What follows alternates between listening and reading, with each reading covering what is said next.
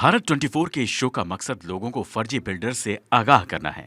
हम ऐसे बिल्डर से लोगों को आगाह करना चाहते हैं जो ग्राहकों से किए वायदे पूरे नहीं करते और प्रोजेक्ट में हेराफेरी करते हैं।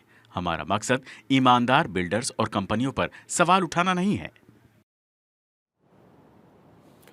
आप देख रहे हैं भारत 24। नमस्कार, मैं हूं अजय कुमार।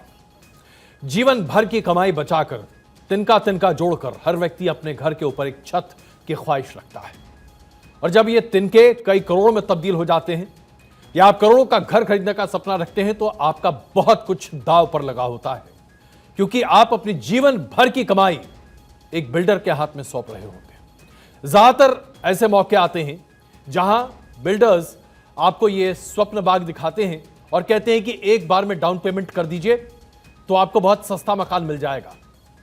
इस स्वप्न बाग की वजह से आमतौर पर लोग लोन लेकर या अन्य यौन प्रकरण किसी भी तरीके से अपने पैसे इकट्ठा करते हैं और एक मुश्त बिल्डर को पैसे दे देते हैं। और फिर क्या होता है, इसी की कहानी आज आपके सामने हम प्रस्तुत करने जा रहे हैं। जरा सोचिए, आपने अपना तिनका जोड़कर अपने घर बेचकर, कई बार अपनी पत्नियों के गहने बेचकर पैसे जमा किए, घर खरीदा, लेकिन उस घर का मालिकाना हक आपको नहीं मिले। यह धोखा नहीं तो और क्या है। आप उस घर में रह रहे हैं जहां आपको रहना चाहिए, लेकिन बिजली का कनेक्शन आपका नहीं है। उसके लिए जनरेटर चलता है जिसके लिए अलग से पैसे आपको देने पड़ते हैं। जो पानी आप इस्तेमाल करते हैं वो टैंकर के जरिए आता है, क्योंकि पाइपलाइन का पानी आपको नहीं मिल सकता। वो इसलिए क्योंकि जिस जगह पर आपने अपना फ्लैट खरीदा है उसका ऑक्यूपेशन सर्टिफिकेट नहीं है। ये तमाम बातें बस एक और संकेत करती हैं। संकेत इस बात पर करती हैं कि आम आदमी अपना पैसा बस गंवाता है, और बिल्डर्स, जो खास करके वो जो कि धोखेबाज हैं, वो आम आदमी का गाड़ी कमाई का पैसा किस तरीके से बस डकार जाते हैं। ऐसे कई मामले हैं दिल्ली और उसके आसपास के एनसीआर में। आज भारत 24 आपके सामने एक बहुत बड़ा खुलासा कर रहा है। हम ग्रेटर नोएडा वेस्ट के एक बहुत बड़े कंस्ट्रक्शन प्रोजेक्ट की पूरी डिटेल्स आपके सामने रखेंगे। 130 एकड़ का यह प्रोजेक्ट है। 130 एकड़ अंदाजा लगाने में अपने आप में ऐसा लगता है जैसे कि आप बस देखते जाइए और जमीन कहीं खत्म नहीं होने को तैयार हो। लेकिन जब बिल्डर जिस शर्तों पर इस जमीन को लेता है ग्रेटर नोएडा अथॉरिटी से, उन शर्तों को हवा कर देता है, जमीन का बंदरबाट ऐसे करता है जैसे कि वो सिर्फ पैसा कमाने के लिए गिद्ध चाल से चल रहा हो, तो आपको समझ में आता है कि आम जनता की कमाई किस तरीके से डकारी जा रही है। आपको हम दिखाते हैं कैसे एक नहीं बल्कि कई मौकों पर कानून का उल्लंघन हुआ, आम जनता का हनन हुआ और पैसे पहुंचे उस लोगों के पास जो आज आम जनता जो वहां रह रही है उनके ऊपर गुंडागर्दी और दबाव की वजह से उन्हें डराकर धमकाकर अपने घर में दुबका कर रखे हुए। हमारे सहयोगी शिल्पी द्विजा ने यह लंबी पड़ताल की है, बहुत लंबी, और उसके बाद जो तथ्य सामने निकल कर आ रहे हैं वो आपके सामने प्रस्तुत कर रहे हैं।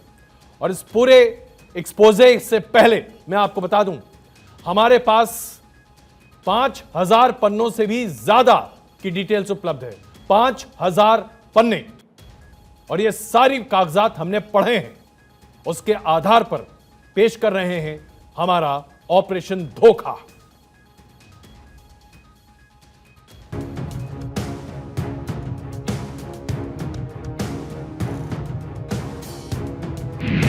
ट्विन टावर से कहीं बड़ा, ट्विन टावर से कहीं ज्यादा हैरान करने वाला एक प्लॉट, 13 बिल्डर्स और सबसे बड़ा घोटाला। ग्रेटर नोएडा अथॉरिटी की नाक के नीचे लूटा गया आपकी आंखों का सपना। 3000 लोगों के सपने पर सबसे बड़ा डाका। बिल्डर्स के गड़बड़ झाले में गायब हो गई जमीन। भ्रष्टाचार की ऐसी कहानी जो न देखी न सुनी। पॉश सोसाइटी में भ्रष्टाचार की इमारत, आज भारत 24 पर बेपर्दा होगा हर सच। कैसे हड़पी गई सस्ती जमीन, लूट की जमीन के कितने किरदार, कितने हिस्सेदार।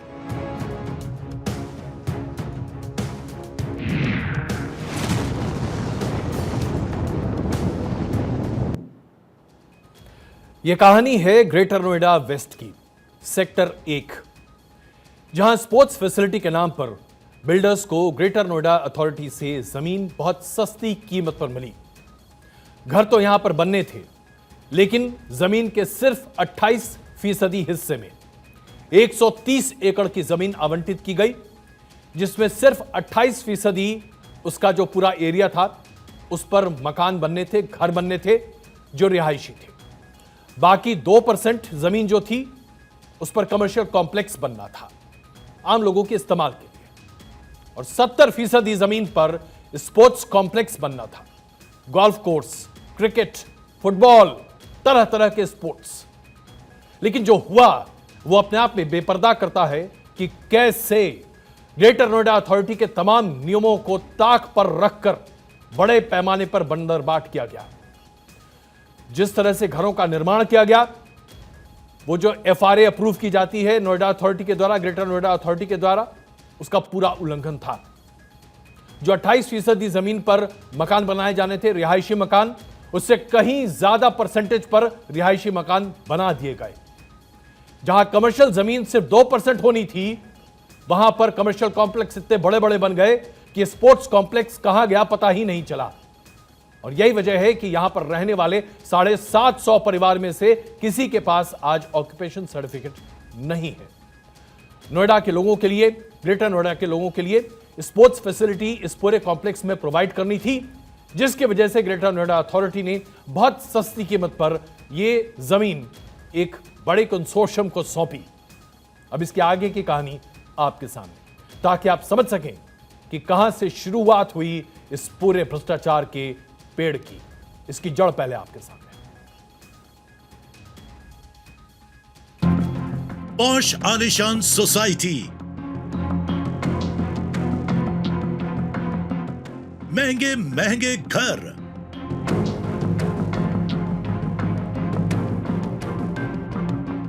लेकिन पानी के लिए टैंकर,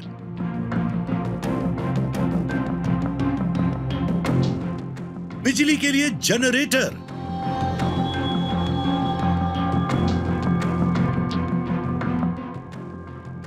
ये तस्वीरें बता रही हैं कि पॉश सोसाइटी में महंगे महंगे घर तो बनाए गए, लेकिन नियमों की अनदेखी, कदम कदम पर शर्तों के उल्लंघन की कीमत यहां के लोगों को चुकानी पड़ रही है। तो सवाल यह है कि आखिर ऐसी कौन सी खता है, ऐसा कौन सा गुनाह है जिसकी सजा इन लोगों को मिल रही है? और इसका जवाब छिपा है रियायती दरों पर खरीदी गई जमीन और फिर उन पर खड़ी हुई इन इमारतों की नींव में। बिल्डर ने अपने फायदे के लिए हर कदम पर नियमों को तोड़ा मरोड़ा, और जब भारत 24 की टीम अपनी पड़ताल में इसकी जड़ तक पहुंची तो हमें इन आलीशान बिल्डिंग्स की बुनियाद में भ्रष्टाचार की वो खोखली जमीन नजर आई, जिसकी वजह से ये कभी भी धराशायी हो सकती हैं। धांधली, गड़बड़ी और भ्रष्टाचार की इस कहानी को समझने के लिए हम एक बार फिर वर्ष 2011 में चलते हैं, जब ग्रेटर नोएडा वेस्ट में स्पोर्ट्स सिटी SC01 का टेंडर निकाला गया। मकसद था ग्रेटर नोएडा वेस्ट के लोगों को क्वालिटी लाइफ देना, स्पोर्ट्स से जुड़ी हुई वो हर सुविधा देना जिसका सपना आम आदमी देखता है।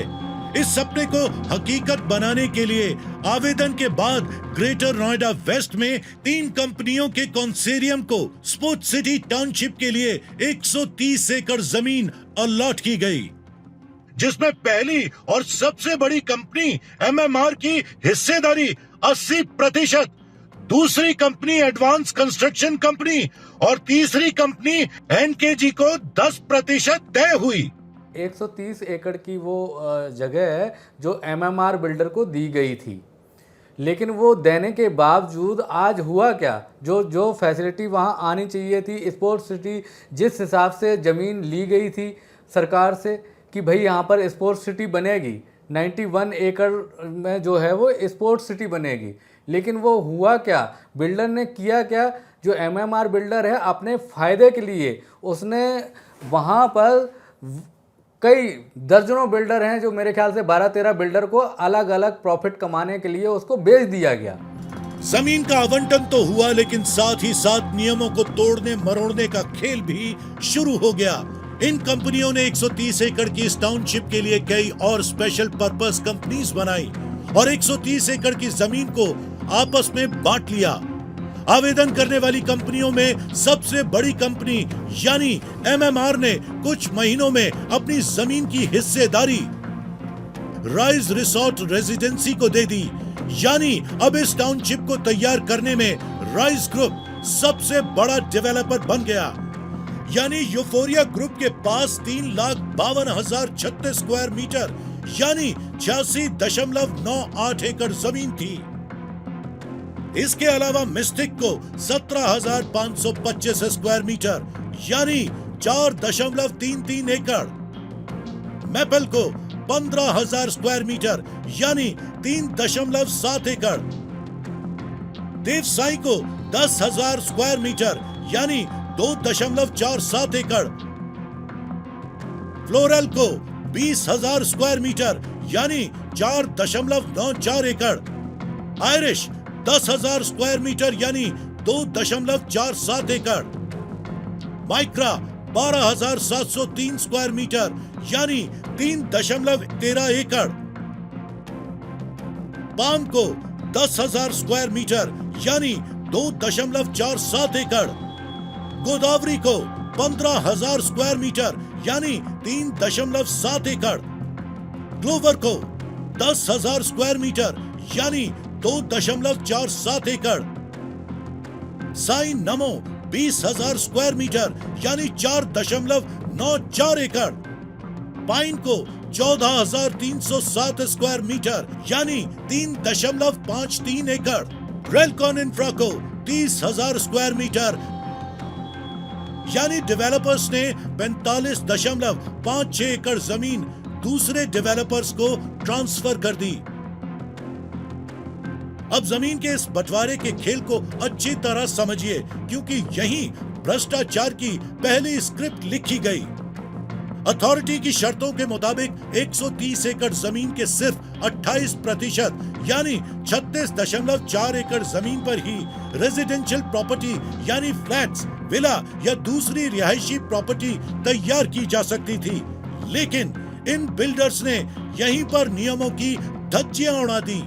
एमएमआर ग्रुप ने जमीन का सबसे बड़ा हिस्सा यूफोरिया यानी राइस रिसोर्ट रेजिडेंसी के पास छोड़ दिया, लेकिन तय नियमों से ज्यादा यानी करीब 36% जमीन रेजिडेंशियल प्रॉपर्टीज के लिए सब लीज कर दी।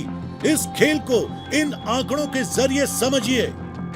130 एकड़ के इस प्लॉट में 91 एकड़ में स्पोर्ट्स सुविधाएं या रिक्रिएशनल सुविधाएं दी जानी थी, लेकिन एमएमआर ग्रुप ने 45.56 एकड़ जमीन दूसरे डेवलपर्स को सब लीज पर दी, जिसके बाद यूफोरिया या राइज रिसोर्ट रेजिडेंसी के पास 86.98 एकड़ की जमीन यानी 91 एकड़ में से 4.02 एकड़ जमीन।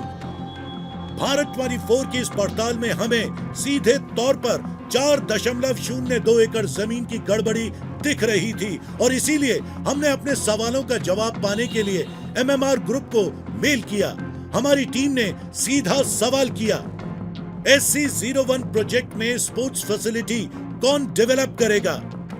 इसके जवाब में एमएमआर ग्रुप ने कहा कि स्पोर्ट्स फैसिलिटी डेवलप करने की जिम्मेदारी राइस रिसोर्ट रेजिडेंसी पर है। एमएमआर ग्रुप ने तो बड़ी आसानी से जवाब दे दिया कि स्पोर्ट्स फैसिलिटीज डेवलप करने की जिम्मेदारी राइस रिसोर्ट की है, पर हमारा सवाल ये है कि कैसे राइस रिसोर्ट रेजिडेंसी के पास सिर्फ 86.9 एकड़ जमीन मौजूद है, तो वो 91 एकड़ के क्षेत्र में स्पोर्ट्स सुविधाएं कैसे दे सकता है? सवाल सिर्फ इतना ही नहीं है, इस पूरे टाउनशिप में सिर्फ 2.6 एकड़ जमीन पर ही कमर्शियल प्रॉपर्टीज बननी थी, जो कि 130 एकड़ का 2% था। लेकिन धांधली यहाँ भी हुई। यहाँ टेंडर वाली प्रॉप शॉप यानी वो जमीन जिस पर खेल सामानों को बेचने वाली दुकानें बननी थी, उस 2.17 एकड़ की टेंडर वाली जमीन को भी कमर्शियल प्रॉपर्टीज का हिस्सा बनाकर हड़प लिया गया, जिसकी वजह से अथॉरिटी बाकी डेवलपर्स को कंप्लीशन सर्टिफिकेट जारी करने में आनाकानी कर रही है। कहीं ना कहीं बिल्डर्स भी ये समझ रहे हैं कि ये खेल भ्रष्टाचार का है, जिसका जीता जागता सबूत है टाउनशिप में गैर मौजूद सुविधाएं। एक चीज़ और आपसे समझेंगे, आपका डेवलपर जो कर रहा है वो ठीक है, वो सुविधाएं भी पूरी की जाएंगी, उसकी तरफ से करनी पड़ेंगी, मजबूरी है। लेकिन जो दूसरे डेवलपर्स हैं, जो बाकी डेवलपर्स ने सुविधाएं पूरी करनी थी, जिस वजह से रजिस्ट्री रुकी है, मेन चीज़ वो है, वो क्या चीज़ें अभी तक लैक कर रही हैं? जी, स्पोर्ट्स सिटी से रिलेटेड जो हमें जो बताया गया है कि ये जो इंटायर एरिया है वो स्पोर्ट्स सिटी के अंदर आता है, जिसमें राइस के जो भी विलाज हैं वो डेवलप होने हैं, उसके बाद हमारी रजिस्ट्री कंप्लीट होनी है। This is what we are being told. इस वजह से अब हमें बार बार जब भी हम रजिस्ट्री की बात करते हैं, चाहे वो बिल्डर से जाएँ, जैसे आपने अथॉरिटी की बात करी, हम अथॉरिटी से भी कांटेक्ट करते हैं या रेरा में जाते हैं, हमें यही कहानी बोली जाती है कि जब तक ये सारा एरिया कंप्लीट नहीं होगा तब तक आपकी रजिस्ट्री नहीं होगी। तो इसमें हम लोग क्लूलेस हैं, बिकॉज हमारे पास ऐसा कुछ डॉक्यूमेंटेड तो नहीं है, बट जस्ट ये हमारे पास एक कम्युनिकेशन आ जाता है जब भी हम लोग कहीं भी अप्रोच करते हैं। क्या आपको लगता है कि आपके साथ धोखा हुआ? ऑब्वियसली धोखा हुआ है। मतलब अगर हम लोग 3 साल से पैसे देकर बैठे हैं और उस पर हमारा मतलब हमें देखिए धोखा तो बहुत दूर की बात। अब जिस तरह की कार्रवाई हो रही है दूसरे बिल्डर्स पे भी, आपने देखा नोएडा में एक फ्लैट पूरी बिल्डिंग गिरी है, तो हम तो मतलब we are living in uncertain life. हमें हमेशा ये डर बना रहता है कि पता नहीं आगे आने वाले दिनों में क्या होने वाला है, हमारे साथ क्या होने वाला है, राइट। तो इस पे मैं चाहूँगा आपके पॉइंट से कि थोड़ा सा आप इस चीज़ को मतलब इसको एक्सप्लोर कीजिए, हाईलाइट कीजिए, और हमारी जो ये समस्याएं हैं इसको जल्दी से जल्दी है हमें रजिस्ट्री हमारा मिल जाए, हमें हमारा ओसी मिल जाए। This is what we. एक चीज़ और आपको मैं जानना चाहूँगी आपसे, क्या आपको पता है कि राइस डेवलपर ने 130 एकड़ टाउनशिप में से काफ़ी सारा हिस्सा बाकी डेवलपर्स को बेच दिया है, जिस वजह से अथॉरिटी को ऑब्जेक्शन है क्योंकि अब वो रिक्रिएशनल सुविधाएं नहीं बन पाएंगी? नहीं, ये हमें नहीं पता, हमें ऐसा कुछ भी नहीं पता। हमें देखिए जब हम एज अ बायर जब हम यहाँ पे आए तो हमें तो सिर्फ यही बताया गया ना, this is our property, this not related with any one else, right. हमें जो BBA के अंदर भी हमें सिर्फ इसी प्रॉपर्टी के बारे में उसमें लिखी हुई है। हमें हमारा जो रिस्पॉन्सिबिलिटी था वो यहीं तक लिमिटेड था। ये तो अब बात आई है, जब हमें पोजीशन मिलने की बारी आई, जब हमारे रजिस्ट्री की बात आई, तब ये सारी स्टोरी बनकर आ रही है कि ये स्पोर्ट्स सिटी के अंदर आता है, और स्पोर्ट्स सिटी में ये सारे डेवलपर्स जब पूरे डेवलप कर लेंगे अपनी प्रॉपर्टी, उसके बाद हमारी रजिस्ट्री होगी।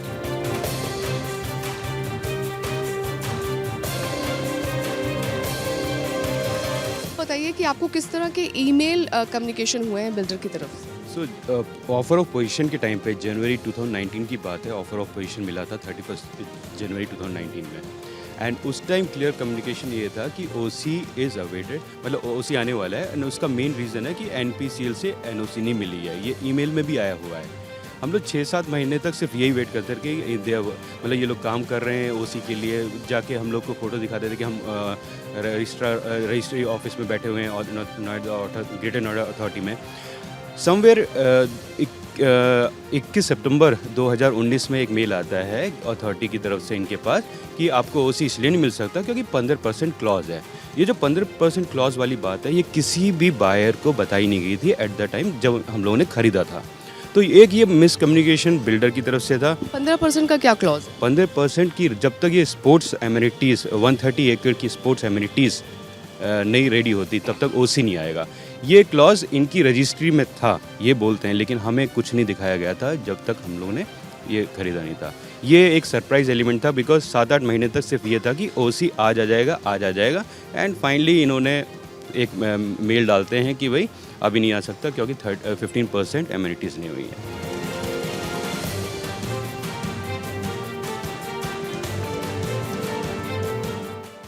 देखा होगा आसपास क्या विला का कंस्ट्रक्शन भी लगातार चल रहा है या कंस्ट्रक्शन थोड़ा धीरे चल रहा है राइस का?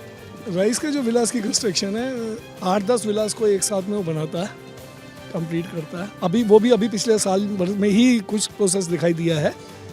वो 8-10 कंप्लीट करने के बाद में बाकी शुरू करता है। तो मतलब मोटे तौर पे हम ये कह सकते हैं कि 8-8, 10-10 विला ही वो बना रहा है। एक साथ, बहुत ज़्यादा अच्छी स्पीड नहीं है। हमारी संवाददाता शिल्पी ने लोगों के इस दर्द को पूरे देश के सामने रखने का जिम्मा उठाया। हमारा मकसद है कि हम इन लोगों की तकलीफों को अथॉरिटी और लखनऊ में बैठे आला अधिकारियों तक पहुंचा सकें, ताकि भ्रष्टाचार के इस खेल के सारे खिलाड़ी बेपर्दा हो सकें। लेकिन जब स्पोर्ट्स सिटी में मौजूद सुविधाओं का जायजा लेने के लिए हमारी संवाददाता शिल्पी वहां पहुंची, तो बिल्डर्स के बाउंसर्स गुंडागर्दी पर उतर आए। वो नहीं चाहते थे कि हम जनरेटर से दी जा रही बिजली और टैंकर से दिए जाने वाले पानी का सच देश को बताएं। ये शॉपिंग कॉम्प्लेक्स आप देख सकते हैं। यहाँ पर अगर हम लोगों से बात करने की कोशिश कर रहे हैं तो यहाँ पर शॉप जो ऑनर्स हैं वो बात नहीं कर रहे हैं। रीज़न ये है क्योंकि यहाँ पर रजिस्ट्री नहीं हो रही है और पोजेसन पहले दिया जा चुका है और यहाँ पर एक्स्ट्रा कंस्ट्रक्शन भी किया गया है। और अगर हम बात करने की कोशिश कर रहे हैं तो हमारे पीछे जो है बाउंसर्स जो हैं वो आ रहे हैं और यहाँ हमें जो है बिल्कुल डराया जा रहा है और बताया जा रहा है कि आप यहाँ पर शूट नहीं कर सकते हैं। उसके बावजूद हम यहाँ शूट कर रहे हैं। आप ये पूरी मार्केट देख सकते हैं। इस मार्केट को जो कंस्ट्रक्ट किया गया है इसमें पोजेसन शॉप्स का दे दिया गया है। और तो और अगर यहाँ बात करें तो रजिस्ट्री नहीं है। पानी और बिजली जो है वो सेम जनरेटर पर यहाँ पर भी यूज़ की जा रही है। तो ये जो है रेरा को बिल्कुल भी जानकारी नहीं है इस मामले में और यहाँ जो है इस तरीके से काला कारोबार एक तरीके से किया जा रहा है।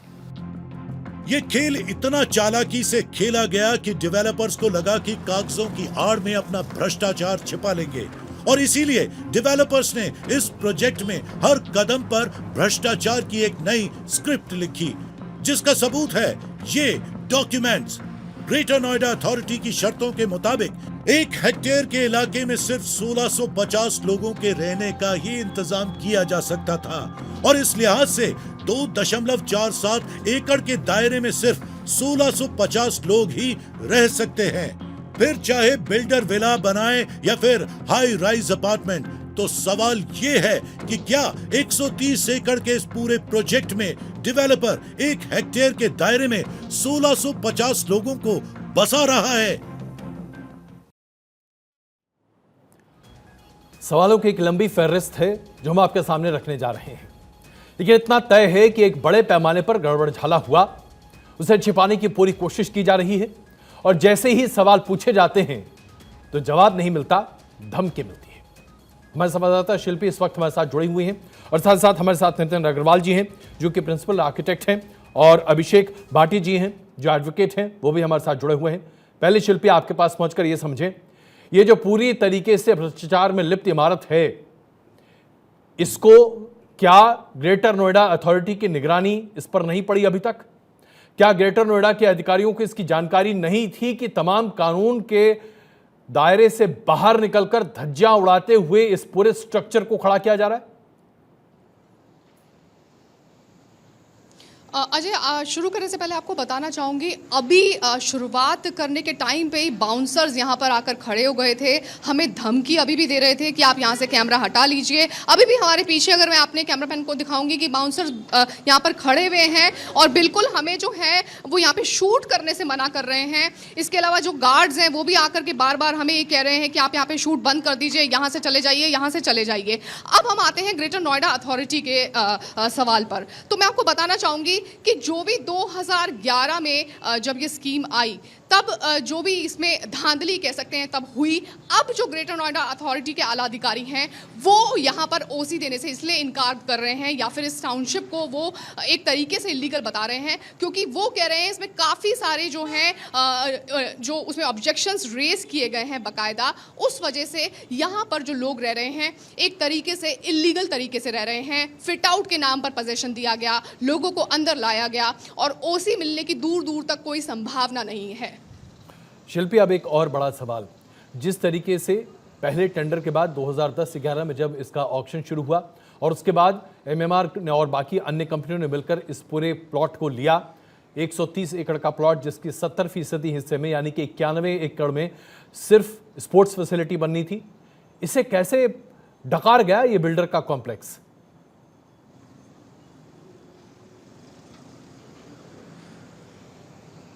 शिल्पी, आप तक मेरी आवाज आ रही है? जी, सवाल यह है कि 130 एकड़ जी, के जी, इस आ रही प्लॉट है, आ रही है। हाँ, जी। 130 एकड़ के इस प्लॉट जी। में 91 एकर्स में स्पोर्ट्स कॉम्प्लेक्स बनने थे, लेकिन उतनी जमीन तो है ही नहीं।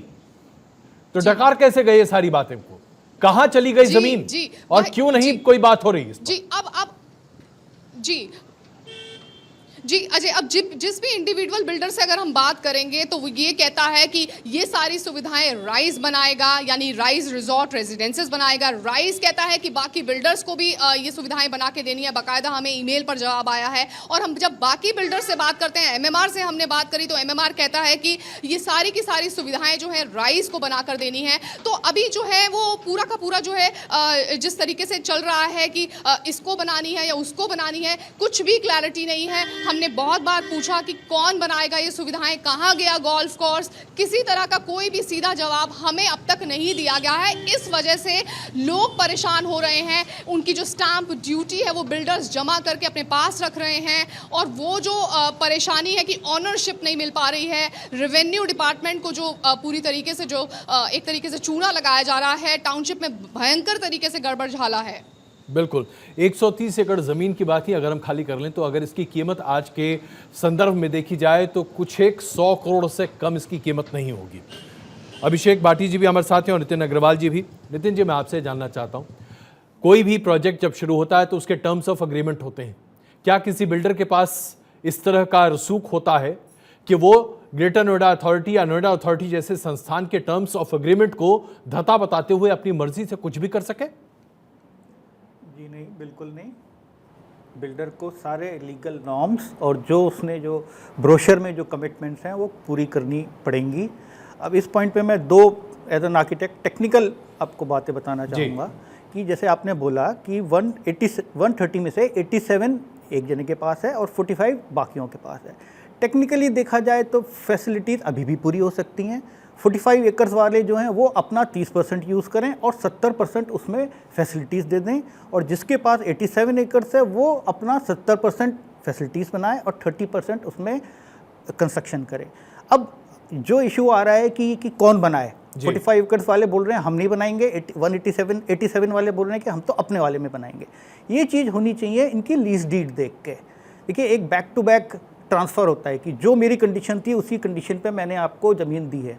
अगर इस तरह का लीज डीड में लिखा हुआ है तो जो 45 एकर्स वाले हैं उनको बनानी ही पड़ेगी, उसमें कोई, चाहे वो मना करें, उसमें कोई दो राय नहीं है। दूसरा, मैं जस्ट एक पॉइंट करना चाहूँगा, जो आपने अभी बोला 1650 पर्सन्स पर हेक्टेयर, उसमें भी एक टेक्निकल चीज़ होती है। अगर इट इज़ नॉट, वो FAR के भरोसे आप नहीं देख सकते कि कितने लोग रहेंगे। अगर एक अपार्टमेंट 2 बेडरूम का 1100 स्क्वायर फीट का है और वही अपार्टमेंट 2000 स्क्वायर फीट का है तो डेंसिटी कम हो जाती है। तो डेंसिटी सिर्फ ये नहीं देखना चाहिए कि कितना कंस्ट्रक्शन कर दिया है, उसमें कितने अपार्टमेंट्स बनाए हैं और कितने यूनिट के हिसाब से बनाए हैं। तो टेक्निकली अभी भी चीज़ें, देखिए, टेक्निकली बचाव के रास्ते तो बहुत हैं, लेकिन इसमें कोई शक नहीं है कि बंदरबाट बड़े पैमाने पर हुआ है। बचाव तब हो जबकि आदमी मानने को तैयार हो कि मैंने गलती की है। यहाँ तो हर कोई कहता है कि हमने गलती की ही नहीं है, उल्टे हमें धमकाने की कोशिश की जा रही है कि आप इस स्टोरी को मत कीजिए, लोगों की हक की आवाज मत उठाइए। तो यहां पर हम एक छोटा सा ब्रेक लेते हैं, वापस आते हैं और उसके बाद आपको बताएंगे कि कैसे बिल्डर के इस पूरे कंसोर्शियम ने न सिर्फ वो तमाम पैसे लोगों से लिए जो कि डिमांड ड्राफ्ट के तौर पर रजिस्ट्री के लिए था, बल्कि इस पूरे खेल में कैसे जमीन का बंदरबाट हुआ है, इसकी बारीकियां बताएंगे आपको, और ग्रेटर नोएडा अथॉरिटी को चूड़ा कैसे लगाया गया है यह भी बताएंगे।